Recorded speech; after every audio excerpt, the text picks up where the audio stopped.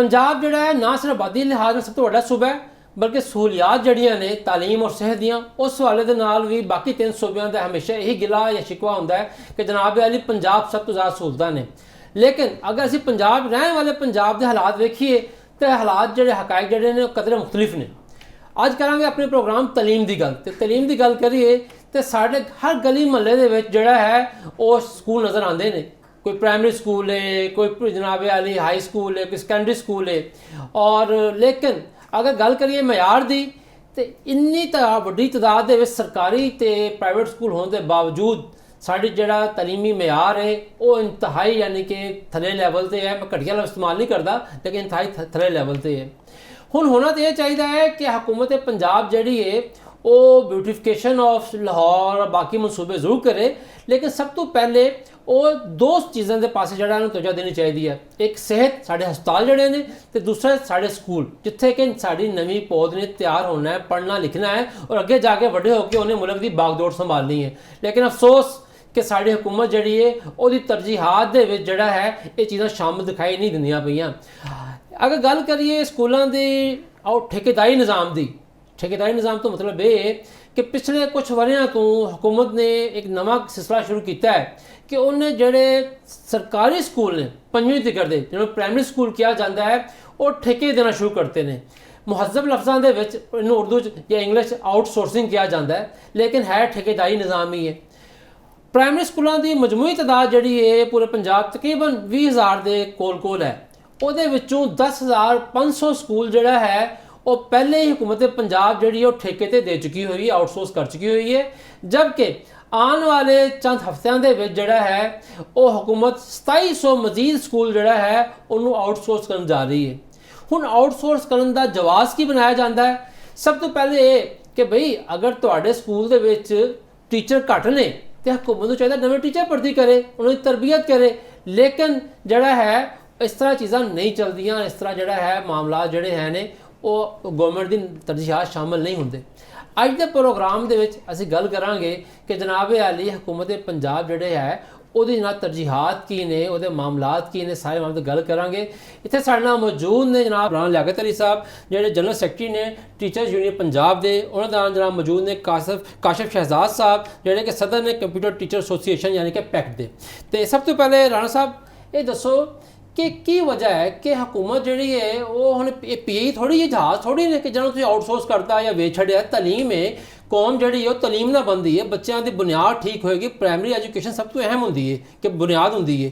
तो वजह की है कि किस वजह तो इन्होंने जो है आउटसोर्सिंग शुरू कर दी है? बिस्मिल्लाहिर्रहमानिर्रहीम। पहली गल हैगी है कि पिछले तकरीबन असी 78-79 सालों देखिए ना तो साड़ी किसी भी गवर्नमेंट की जी तालीम है ये प्रायोरिटी नहीं रही, तरजीह नहीं रही। हर गवर्नमेंट आई है उन्हें नारे लाए ने कि जो असी तालीम च इनकलाब बरपा कर देंगे, ये करांगे वो करांगे, लेकिन 2-3 साल रहे ने वो जी अदम इस्तेहकाम है सियासी और ही नज़र हो के चले गए। अच्छा हुण इत्थे बदकिस्मती ये हैगी है कि साडे पंजाब दे विच ज़्यादातर जिहड़ा अरसा है वो पाकिस्तान मुस्लिम लीग नवाज़ की गवर्नमेंट रही है, ठीक है ना।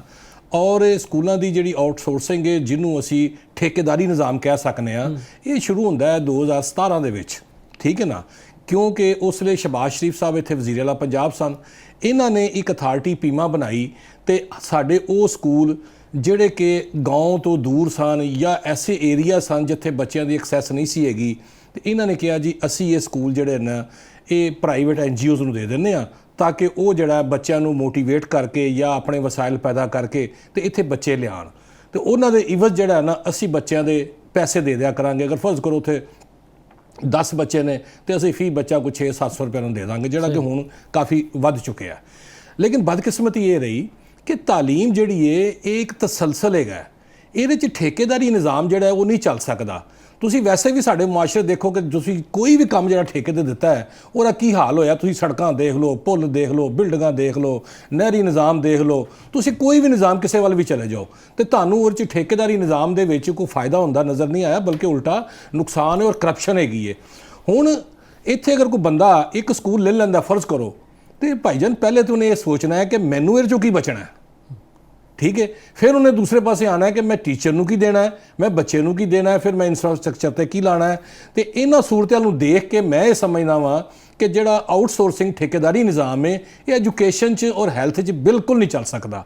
ਇਹਦੇ ਤੇ ਗਵਰਨਮੈਂਟ ਦੀ ਜਦ ਤੱਕ ਆਪਣੀ ਅੰਬਰੇਲਾ ਨਹੀਂ ਹੋਏਗੀ, ਇਹਦੇ ਤੇ ਚੈੱਕ ਐਂਡ ਬੈਲੈਂਸ ਨਹੀਂ ਹੋਏਗਾ, ਉਨੀ ਦੇਰ ਤੱਕ ਇਹ ਨਿਜ਼ਾਮੇ ਤਾਲੀਮ ਜਿਹੜਾ ਨਾ ਉਹ ਬਿਹਤਰੀ ਦੀ ਸ਼ਕਲ ਅਖਤਿਆਰ ਨਹੀਂ ਕਰ ਸਕਦਾ। ਲੇਕਿਨ ਬਦਕਿਸਮਤੀ ਹੈ ਕਿ ਸ਼ਹਬਾਜ਼ ਸ਼ਰੀਫ ਦੇ ਦੌਰ ਦੇ ਵਿੱਚ ਤਕਰੀਬਨ ਕੋਈ 4500 ਸਕੂਲ ਜਿਹੜੇ ਸਨ ਉਹ ਇੱਕ ਪੀਮਾ ਅਥਾਰਟੀ ਬਣਾਈ ਗਈ, ਠੀਕ ਹੈ, ਉਹਦੇ ਹੈਂਡਓਵਰ ਕੀਤੇ ਗਏ ਔਰ ਉੱਥੇ ਅਫਸਰਾਂ ਦੀ ਇੱਕ ਫੌਜ ਜ਼ਫਰ ਮੌਜ ਭਰਤੀ ਕੀਤੀ ਗਈ, ਉਹਨਾਂ ਦਾ ਕਰੋੜਾਂ ਰੁਪਏ ਦਾ ਬਜਟ ਰੱਖਿਆ ਗਿਆ, ਉਹਨਾਂ ਨੂੰ ਗੱਡੀਆਂ ਦਿੱਤੀਆਂ ਗਈਆਂ, ਉਹਨਾਂ ਨੂੰ ਤਨਖਾਹਾਂ ਦਿੱਤੀਆਂ ਗਈਆਂ। ਲੇਕਿਨ ਬਦਕਿਸਮਤੀ ਹੈਗੀ ਕਿ ਉਹਨਾਂ ਦੇ ਸਕੂਲ ਵੀ ਜਿਹੜੇ ਅੱਜ ਵੀ ਤੁਸੀਂ ਅਗਰ ਜਾ ਕੇ ਚੈੱਕ ਕਰੋ ਤੇ ਉਹਨਾਂ ਦੀ ਕੋਈ ਹਾਲਤ ਬਿਹਤਰ ਨਹੀਂ ਹੈਗੀ, ਠੀਕ ਹੈ। ਫਿਰ ਉਸ ਤੋਂ ਬਾਅਦ ਤੁਸੀਂ ਆ ਜਾਓ, ਹੁਣ ਉਸ ਤੋਂ ਬਾਅਦ ਆ ਗਈ PTI ਦੀ ਗਵਰਨਮੈਂਟ, ਉਹਨੇ ਆ ਕੇ ਇਸ ਪ੍ਰੋਗਰਾਮ ਨੂੰ ਰੋਲ ਬੈਕ ਕਰਤਾ। ਉਹ ਜਿਹੜਾ ਕੋਈ 2.5-3 ਸਾਲ ਇੱਥੇ ਰਹੇ ਨੇ ਪੰਜਾਬ ਦੇ ਵਿੱਚ, ਉਹਨਾਂ ਨੇ ਕੋਈ ਸਕੂਲ ਜਿਹੜਾ ਨਾ ਆਊਟਸੋਰਸ ਨਹੀਂ ਕੀਤਾ। ਲੇਕਿਨ ਬਦਕਿਸਮਤੀ ਹੈਗੀ ਹੈ ਕਿ ਉਹਨਾਂ ਨੇ ਕੋਈ ਟੀਚਰ ਵੀ ਨਹੀਂ ਭਰਤੀ ਕੀਤਾ। ਤੇ ਜਦੋਂ ਟੀਚਰ ਭਰਤੀ ਨਹੀਂ ਕਰੋਗੇ ਤੇ ਜਿਹੜਾ ਸਕੂਲ 'ਚ ਟੀਚਰ 4 ਜਾਂ 5 ਬੈਠੇ ਨੇ ਉਹ ਕੋਈ ਰਿਟਾਇਰ ਹੋ ਜਾਂਦਾ ਹੈ ਜਾਂ ਕੋਈ ਟਰਾਂਸਫਰ ਕਰਾ ਕੇ ਚਲਾ ਜਾਂਦਾ ਹੈ ਤੇ ਉਹਦੀ ਕਮੀ ਪੂਰਾ ਕਰਨਾ ਵੀ ਤੇ ਗਵਰਨਮੈਂਟ ਦਾ ਕੰਮ ਹੈ ਨਾ। ਲੇਕਿਨ ਉਹਨਾਂ ਵੀ ਆਪਣੇ ਲੇਤੋ ਲਾਲ ਤੋਂ ਕੰਮ ਲਿੱਤਾ, ਜਿਹੜਾ ਅਸਲ ਕੰਮ ਕਰਨਾ ਸੀ ਉਹਨਾਂ ਨਹੀਂ ਕੀਤਾ, ਉਹ ਵੀ ਨਮੂਦੋ ਨਮਾਇਸ਼ ਵਾਲੇ ਪਾਸੇ ਪੈ ਗਏ।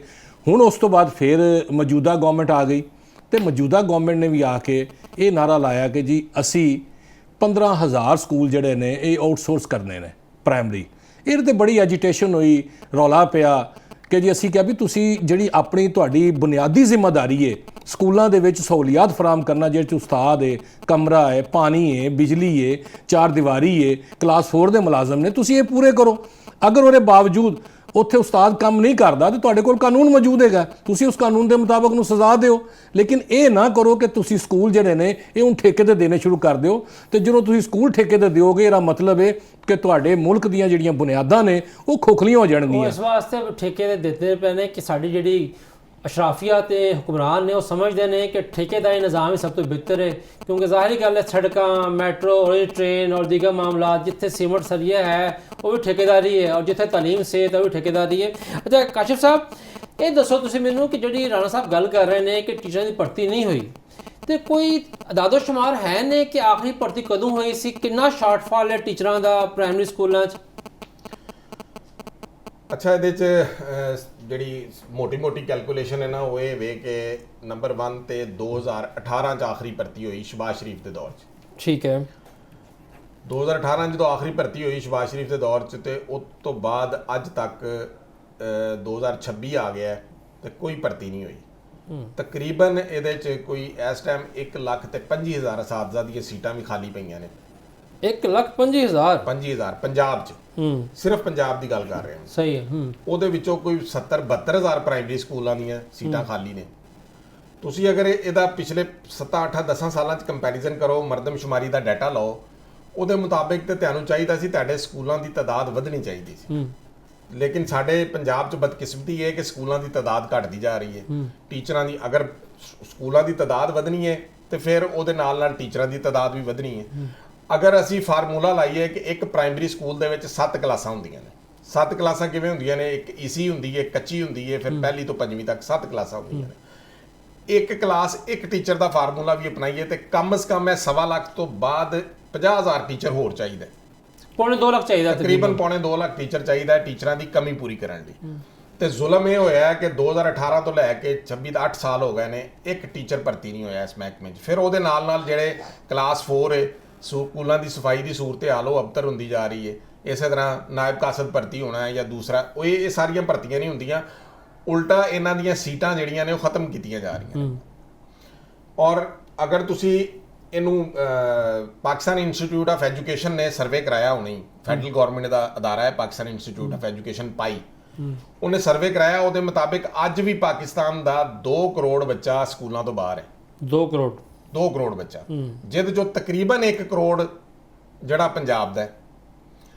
ਫਿਰ ਗਵਰਨਮੈਂਟ ਇਹ ਦਾਅਵੇ ਕਿਵੇਂ ਕਰਦੀ ਕਿ ਜੀ ਅਸੀਂ ਤੇ ਪੈਫ ਨੂੰ ਦੇ ਕੇ ਤੇ ਪੀਪਾ ਨੂੰ ਦੇ ਕੇ ਅਸੀਂ ਜਿਹੜਾ ਨਾ ਉਹ ਇਨਰੋਲਮੈਂਟ ਬੜੀ ਵਧਾ ਦਿੱਤੀ ਹੈ, ਸਾਡੇ ਸਕੂਲਾਂ 'ਚ ਤੇ ਬੜੇ ਬੱਚੇ ਆ ਗਏ ਨੇ। ਤੇ ਉਹ ਬੱਚੇ ਜਿਹੜੇ ਅੱਜ ਤੋਂ 5 ਸਾਲ ਪਹਿਲੇ ਸੁਣਦੇ ਸਾਂ 2 ਕਰੋੜ ਬਾਹਰ ਨੇ, 2 ਕਰੋੜ ਤੇ ਅੱਜ ਵੀ ਬਾਹਰ ਨੇ ਸਕੂਲਾਂ ਤੋਂ। ਲਿਹਾਜ਼ਾ ਮਸਲਾ ਇਹ ਵੇ ਕਿ ਹੁਣ ਹੀ ਇੱਕ ਹੋਰ ਮਿਸਾਲ ਇਹਨਾਂ ਸਕੂਲਾਂ ਦੇ ਫਲॉप ਹੋਣ ਦੀ ਕਿ ਡੀਜੀ ਖਾਨ ਡਿਵੀਜ਼ਨ ਦੇ ਵਿੱਚ ਕੋਈ ਸੁਲੇਮਾਨ 'ਚ 27 ਸਕੂਲ ਸਨ ਜਿਹੜੇ ਬੜੇ ਨੇ ਪ੍ਰਾਇਮਰੀ ਸਕੂਲ ਇਹਨਾਂ ਨੇ ਆਊਟਸੋਰਸ ਕੀਤੇ, ਪਹਿਲੀ ਫੇਜ਼ 'ਚ, ਦੂਸਰੀ ਫੇਜ਼ 'ਚ ਉਹਨਾਂ ਨੂੰ ਕਿਸੇ NGO ਨੇ ਲਿਆ ਹੀ ਨਹੀਂ, ਉਹਨਾਂ ਨੂੰ ਇਨਕਾਰ ਕਰਤਾ ਲੈਣ ਤੋਂ। ਉਹ 27 ਸਕੂਲ ਹੁਣ ਪਰਸੋਂ ਨੋਟੀਫਿਕੇਸ਼ਨ ਹੋਇਆ ਕਿ ਵਾਪਸ ਸਕੂਲ ਐਜੂਕੇਸ਼ਨ ਨੂੰ। ਹੁਣ ਉੱਥੇ ਪ੍ਰੋਬਲਮ ਕੀ ਹੈ ਕਿ ਉੱਥੇ ਟੀਚਰ ਕੋਈ ਨਹੀਂ, ਉਹਨਾਂ 27 ਸਕੂਲਾਂ 'ਚ ਉੱਥੋਂ ਟੀਚਰ ਤੇ ਕੱਢ ਦਿੱਤੇ ਉੱਥੋਂ ਸਾਰੇ। ਉਹ ਸਕੂਲ ਖਾਲੀ ਪਏ ਨੇ, ਉੱਥੇ ਬੱਚੇ ਕੋਈ ਨਹੀਂ। ਜਿਹੜੇ ਕਿ ਉੱਥੇ ਬੱਚੇ ਥੋੜੇ ਬਹੁਤ ਪੜ੍ਹਦੇ ਸਨ ਦੂਰ ਦਰਾਜ਼ ਇਲਾਕਿਆਂ ਦੇ, ਉਹਨਾਂ ਨੂੰ ਜ਼ਿੰਮੇਵਾਰੀ, ਉਹਨਾਂ ਨੂੰ ਜਿਹੜਾ 2 ਸਾਲ ਜਾਂ ਸਾਲ ਵਿੱਚੋਂ ਸਕੂਲ ਉਹ ਬੰਦ ਰਹੇ ਨੇ। ਹੁਣ ਉੱਥੇ ਦੁਬਾਰਾ ਟੀਚਰ ਜਾਣਗੇ, ਨਵੇਂ ਟੀਚਰ ਕਿਤੇ ਆਰਜ਼ੀ ਤੌਰ ਤੇ ਫੜਨਗੇ, ਉਹਨਾਂ ਨੂੰ ਉੱਥੇ ਬਾਣਗੇ, ਲਾਣਗੇ, ਫਿਰ ਸਾਲ ਉਹਨਾਂ ਦਾ ਜ਼ਾਇਆ ਹੋਏਗਾ।